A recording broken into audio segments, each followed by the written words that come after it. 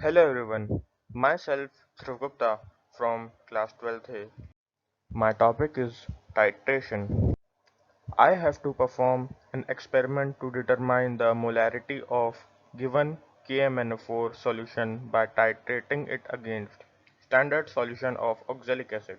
So, what is titration? Titration क्या है? Titration एक कॉमन लेबोरेटरी मेथड है जो किसी एक सब्सटेंस की क्वांटिटी बताता है। टाइट्रेशन में दो सब्सटेंसेस होते हैं, एनालाइट और टाइट्रेंट। एनालाइट वो होता है जिसकी क्वांटिटी और कंसंट्रेशन हमें नहीं पता होती, उसको एनालाइज करना पड़ता है। टाइट्रेंट वो होता है जिसकी क्वांटिटी और कंसंट्रेशन हमें पता होती है, उसे हम स्टैंडर्ड सॉल्यूशन भी कहते हैं।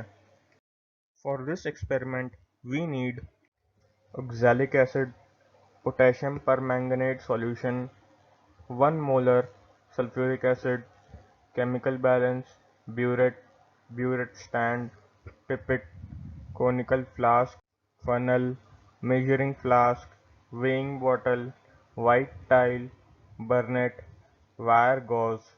For setting up the apparatus, we need to prepare 0.1 molar solution of standard oxalic acid.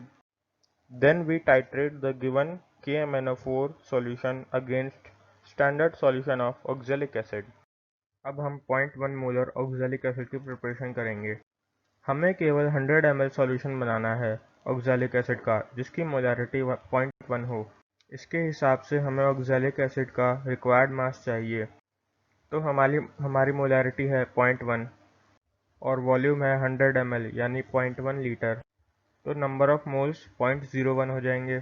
Number of moles होते हैं given mass upon molar mass. Molar mass हमारा 126 ग्राम पर मोल है ऑक्जेलिक एसिड का और नंबर ऑफ मोल्स 0.01, तो रिक्वायर्ड मास हमारा निकल जाएगा 1.26 ग्राम। अगर हम इसका 1 लीटर सॉल्यूशन बनाते हैं तो हमें 12.6 ग्राम ऑक्जेलिक एसिड क्रिस्टल्स चाहिए होंगे।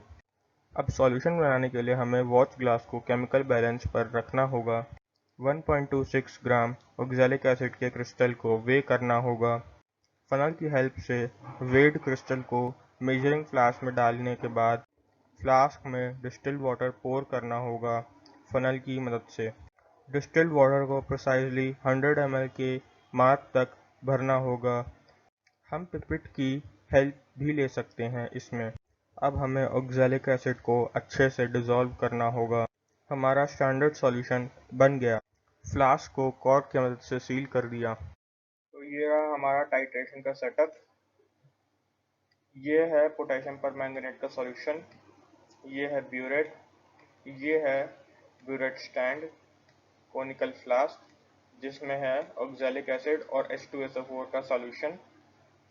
जब हम धीरे धीरे पोटेशियम परमैंगनेट के सॉल्यूशन को कोनिकल फ्लास्क में डालेंगे तो सॉल्यूशन पहले पिंक हो जाएगा, उसके कुछ सेकंड बाद ही सॉल्यूशन जो है वो कलरलेस हो जाएगा। ऐसे करते करते हमने और पोटेशियम परमैंगनेट डाला और एक ऐसा पॉइंट आएगा जब जो सॉल्यूशन है वो कलरलेस नहीं होगा और वो एक पेल पिंक कलर में होगा जो कि परमानेंट होगा। उस पॉइंट को हम एंड पॉइंट कहते हैं। अब हम टाइट्रेशन करेंगे KMnO4 सॉल्यूशन का against standard solution of oxalic acid. Burette को KMnO4 सॉल्यूशन से रिंस करेंगे और उसे फिल करेंगे। ब्यूरेट को ब्यूरेट स्टैंड में फिक्स करेंगे और ब्यूरेट के जस्ट नीचे वाइट टाइल रखेंगे। अब हम 10 ml स्टैंडर्ड सॉल्यूशन को पिपेट की मदद से पिपेट आउट करेंगे और कोनिकल फ्लास्क में डालेंगे। टेस्ट ट्यूब की मदद से हम सल्फ्यूरिक एसिड के सॉल्यूशन को भी कोनिकल फ्लास्क में डालेंगे। सल्फ्यूरिक एसिड मैंगनीज को ऑक्सीडाइज होने से प्रिवेंट करता है मैंगनीज डाइऑक्साइड ना बनने में। अब हम कोनिकल फ्लास्क में सॉल्यूशन को 60 डिग्री तक हीट करेंगे। अब कोनिकल फ्लास्क को वाइट टाइल के ऊपर रख देंगे। हमने सॉल्यूशन का रेट बढ़ाने के लिए उसे हीट किया था। टाइट्रेशन से पहले ब्यूरेट की इनिशियल रीडिंग को नोट डाउन करना है। अब KMnO4 के सॉल्यूशन को टैप से रेगुलेट करते हुए कोनिकल फ्लास्क में पोर करें। पोर करने के साथ साथ कोनिकल फ्लास्क को हिलाते जाएं जिससे KMnO4 जल्दी डिसॉल्व हो और रीडिंग परफेक्ट आए। KMnO4 जब सॉल्यूशन में डिसॉल्व होगा तो सॉल्यूशन का कलर पिंक हो जाएगा। उसके कुछ ही सेकंड्स बाद सॉल्यूशन कलरलेस हो जाएगा और ऐसा होता जाएगा। एक टाइम ऐसा आएगा जब वो सॉल्यूशन पेल पिंक हो जाएगा और सॉल्यूशन कलरलेस नहीं होगा। वो हमारा एंड पॉइंट होगा। एंड पॉइंट पे हमें ब्यूरेट की रीडिंग को चेक करके नोट करनी है। यही प्रोसेस बार बार रिपीट करके हमें कॉन्कॉर्डेंट वैल्यूज ऑब्टेन करनी है। So, what is concordant value?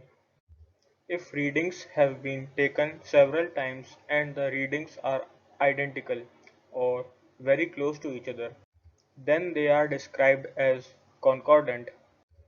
And here are the observations of the experiment we have performed. In this table, there are 4 columns. First, experiment number. Second, initial burette reading, that is X. Third, final burette reading, that is Y. Fourth, volume of KMnO4 solution that is used, which is Y minus X.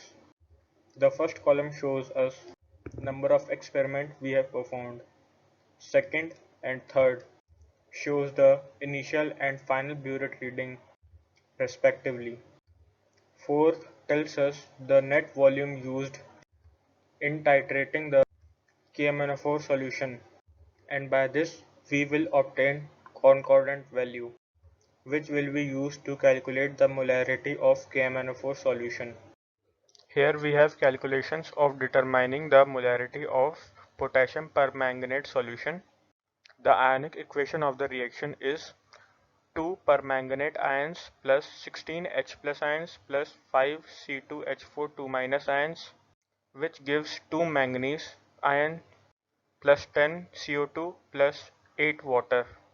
We are interested in 2 permanganate ions and 5 oxalic acid ions.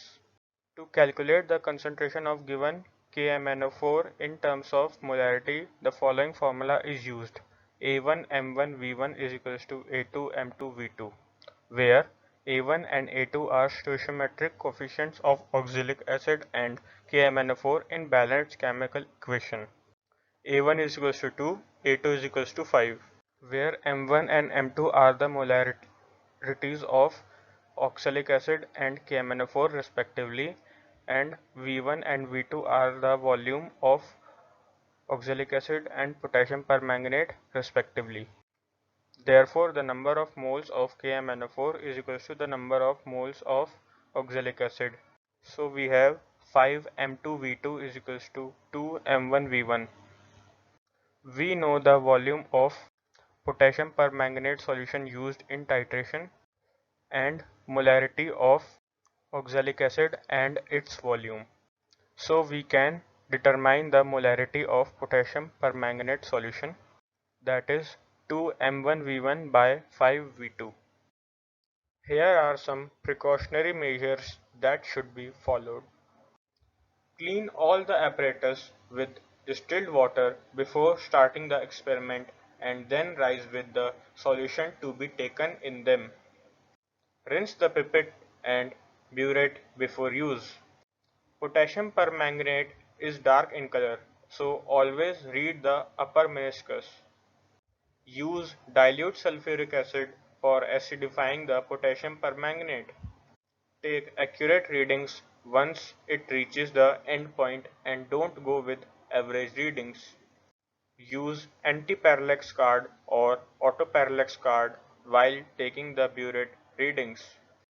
Do not use rubber cork burette as it can be attacked by KMnO4. The strength of the unknown solution should be taken up to 2 decimal places only.